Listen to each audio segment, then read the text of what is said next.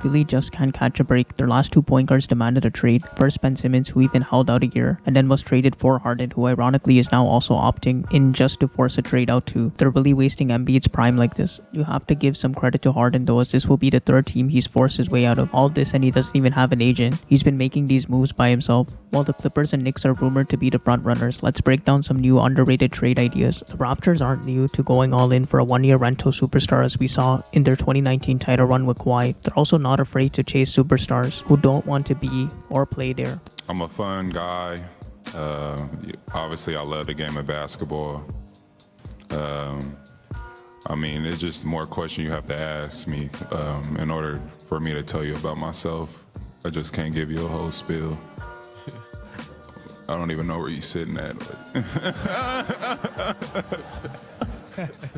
The Raptors knew Kawhi needs to get his respect and value back in the eyes of the rest of the league, and so even with a one-year rental, Kawhi had to prove himself, as we all saw he did. The Raptors also have no picks next draft in 2024, so might as well maximize winning in 2024 with a one-year rental. Like Harden, is also not a commitment if it doesn't work out, so they can pivot for other stars, as more stars will likely become available next season.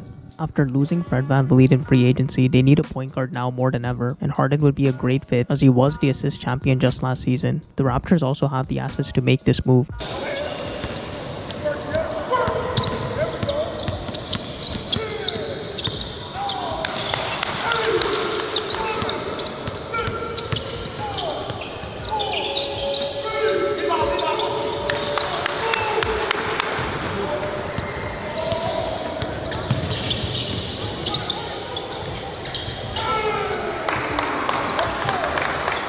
Harden also trains with Siakam, Young and Scotty in the summers with Raptors assistant coach Earl Watson as well. The Raptors can pair Harden with Scotty and Siakam. I just like the competitive spirit, man. Listen up! Hey, on the side!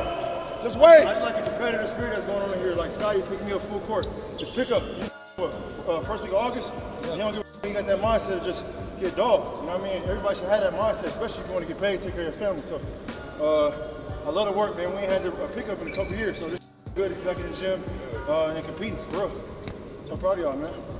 OG trade rumors have been in the air for years as he wants a more prominent role, especially on offense. OG is the ideal 3-and-D player who led the league in steals per game last season and even total steals. With the Raptors losing Fred VanVleet for nothing, they need to start considering their prime assets sooner rather than later for trade. Fred VanVleet also had some drama with Scotty, so with the Raptors picking Scotty over Fred, they should continue to go that direction with Scotty. If OG really is frustrated, and with the crowded frontcourt, especially with Scotty and Siakam, it might be time to trade OG, who wants to improve and be a more focal point player before his frustrations become worse. This trade would ultimately benefit both teams. OG has flashes of a potential future all-star on a good contract. OG is the perfect piece every title contending team is looking for, and Philly could easily incorporate him into their team, especially considering they just hired his old head coach Nick Nurse. Boucher has played years for Nick Nurse and is a bigger upgrade from Harrell, who only played around 12 minutes per game last season for Philly.